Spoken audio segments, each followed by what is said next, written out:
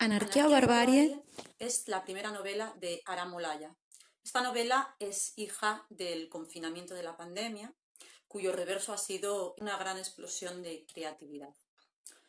Por lo tanto, hoy con Aram Olaya vamos a preguntarle cuál fue su motivación, su estado emocional para ponerse del tirón a escribir esta primera novela, que ya no es un ensayo, que ya no es filosofía, sino que es ficción, una utopía amable y llena de elementos innovadores. Pues Anarquía o Barbarie ha sido una novela que se ha escrito durante la cuarentena.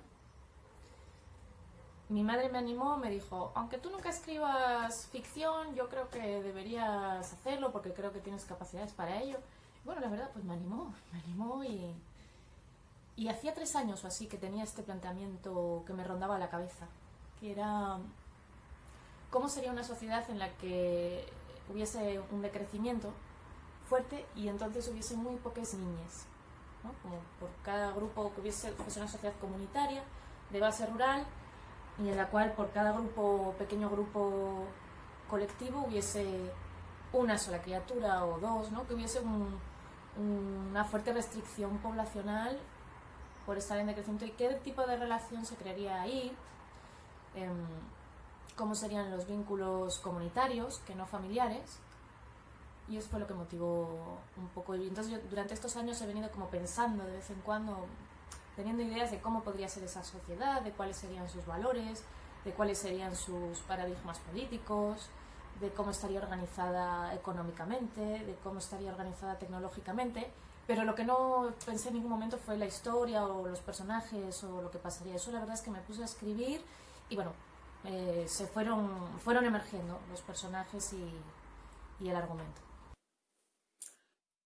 Cuando me la presentaste por primera vez, y justo antes de leerla, esperaba una novela, sobre todo de ciencia ficción, pero que no fuera como la gran parte de los relatos que se nos presentan, ya sea en los canales de televisión, ya sea en el cine, que son básicamente distopías apocalípticas.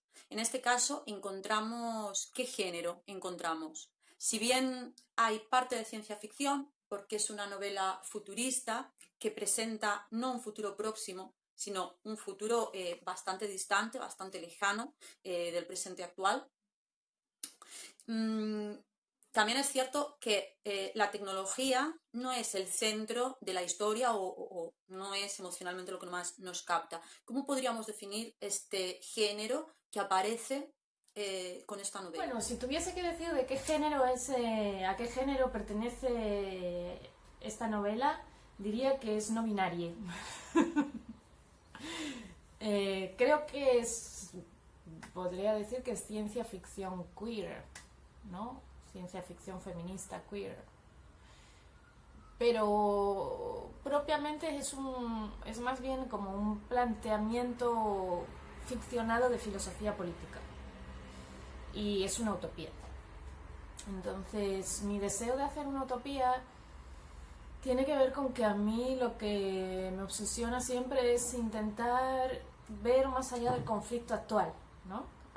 Ahora hay un conflicto, el que sea, por ejemplo ahora este conflicto que hay en torno a la idea de la abolición del género y qué significa eso y cómo se puede materializar eso ontológicamente.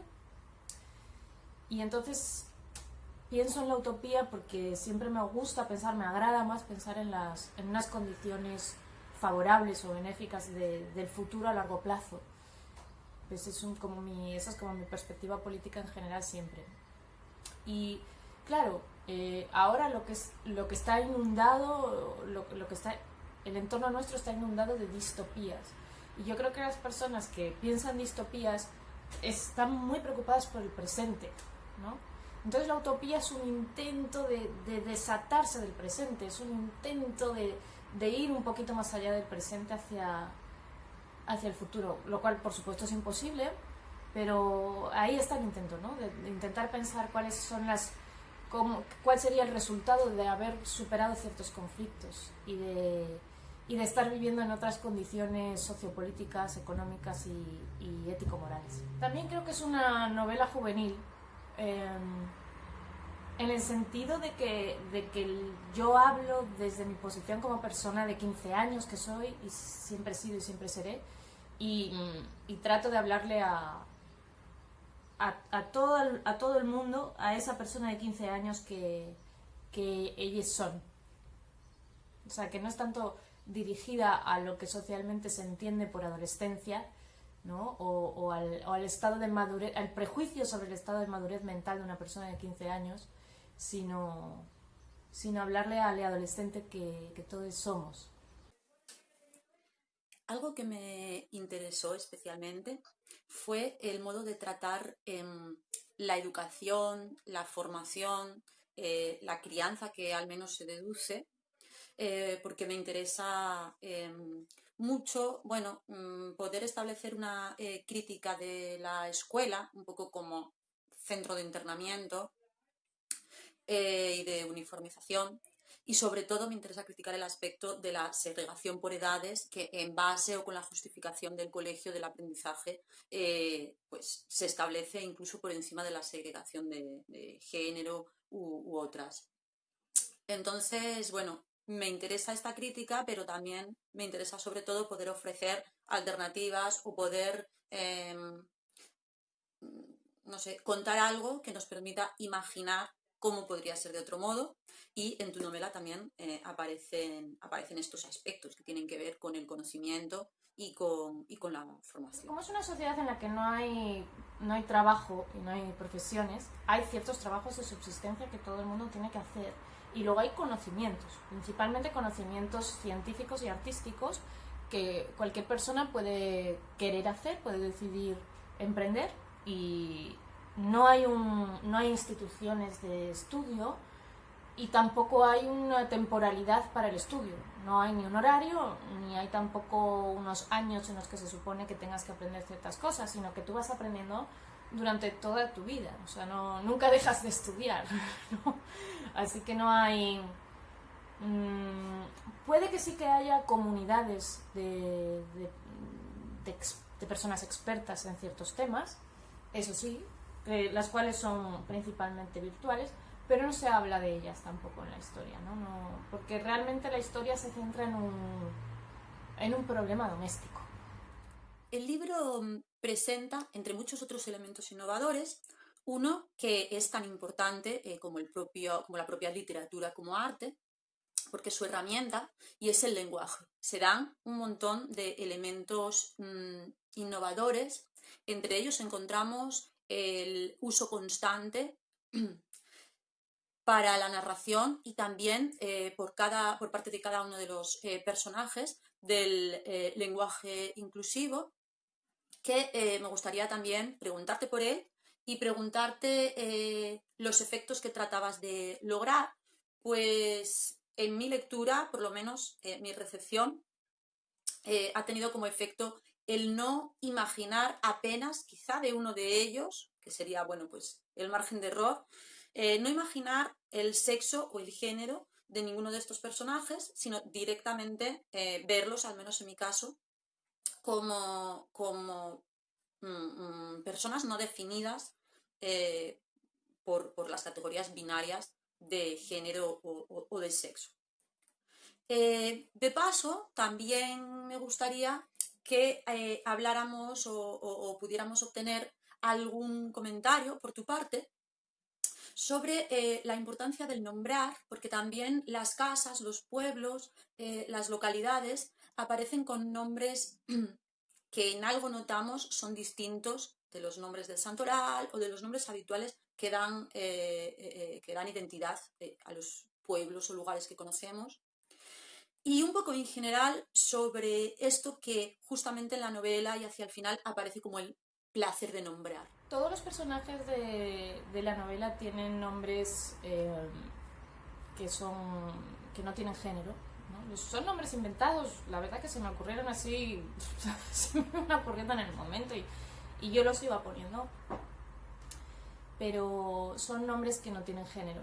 Y esto es porque las personas no tienen género. No existe el género como categoría gramatical ni como categoría social en la sociedad de anarquía o barbarie. Y entonces eso propone un cierto juego con la persona que lee, porque, claro, aunque sí que hay ciertos personajes de quien se dan ciertos datos sobre su configuración, sobre su anatómica o su morfología, esto tampoco tiene por qué tener que ver con cómo se muestran o con qué aspecto tienen, y además aunque tuviese que ver, hay otros personajes de quienes directamente no se dice nada al respecto. Entonces, claro, quien lee, o sea, a mí me pasa que yo me imagino a los diferentes personajes con un aspecto y un género. O sea, yo misma no he podido evitar asignar género a mis propios personajes sin género, ¿no? Y entonces, pero ya ha habido personas, ¿no? Que al leer la novela me han dicho que no, que ellas se han imaginado a muchos, no a todos, pero al menos a muchos personajes sin género en absoluto, ¿no? Que no les han asignado un cierto aspecto o una cierta morfología corporal. Y a mí me parece que esas personas realmente están un paso más allá en la noseología posible, ¿no? De la relación entre la imaginación, el lenguaje y el mundo. Y porque yo, que quiero hacerlo, que tengo toda la intención de hacer eso, yo sin embargo no soy capaz de hacerlo, ¿no? Y eso es, bueno, eso es algo interesante para mí, preguntarle a todo el mundo cómo se imagina, porque creo que cambia un poco, ¿no? Algo cambia, porque a mí, por ejemplo, me ha pasado cuando me han dicho, no, pues yo me los imaginé con estos géneros, este personaje así, este así, este así, y entonces yo he vuelto a leer a lo mejor los mismos pasajes, imaginándome con los géneros que me habían dicho, y algo cambiaba, no sé el qué, pero algo cambia, ¿no? Eso tiene que ver con el presente, con lo que podemos entender ahora mismo, y también nos revela las diferencias internas de cada persona, de las capacidades que cada persona tiene para vivir en ese mundo futuro ahora, ¿no? También quisiera, Aramo, que habláramos un poco de el conflicto político fundamental que se presenta en esta historia. Se trata de una utopía, como decíamos, en la que encontramos órganos políticos. Si bien la novela en general transcurre en la cotidianidad de los personajes, también se habla en varias ocasiones y se nos familiariza con las asambleas y con la asamblea de asambleas. En ellas, si bien se discuten diversos problemas, hay diversos debates.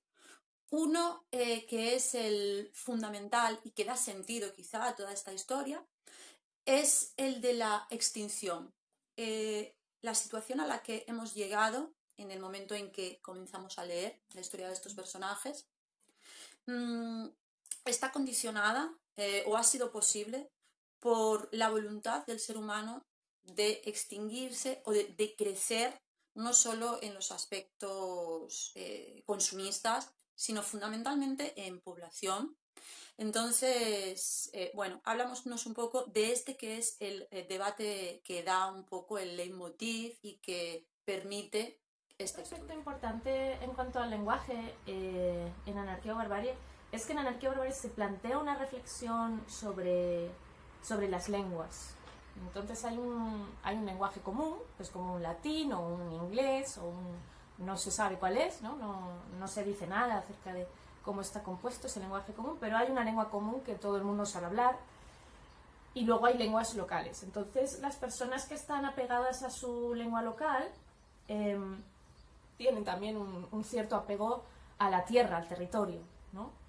Y mientras que las personas que están más apegadas a la lengua común, por lo general, son personas móviles, pero porque es una sociedad muy dinámica en la cual no existe esta asociación que tenemos ahora entre ruralidad, inmovilidad y dinamismo y urbanidad, sino que no hay urbanidad, la urbanidad no existe, sino que hay una sociedad rural, pero hay unos medios de transporte buenísimos que tú puedes ir a cualquier parte del mundo enseguida, y además no hay, por supuesto, no hay fronteras, no hay países, no hay leyes en torno a la movilidad, Entonces, de hecho, la movilidad es uno de los factores económicos principales de esa sociedad, porque el destino de las casas es ser clausuradas.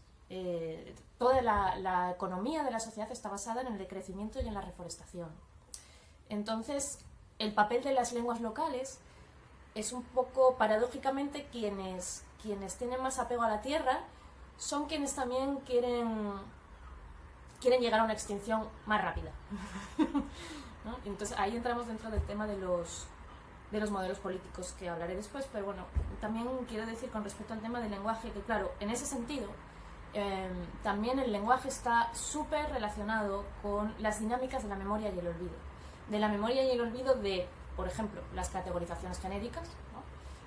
Pero de la memoria también, de la memoria histórica que esta sociedad tiene, porque es una sociedad fuertemente basada en su memoria histórica, en el proceso que les ha llevado a tomar esa decisión de decrecer rápidamente y de reforestar rápidamente, y ese cambio de paradigma en el cual la reproducción y la extensión de la especie ya no están bien vistas como están ahora, sino que están más bien mal vistas, ¿no?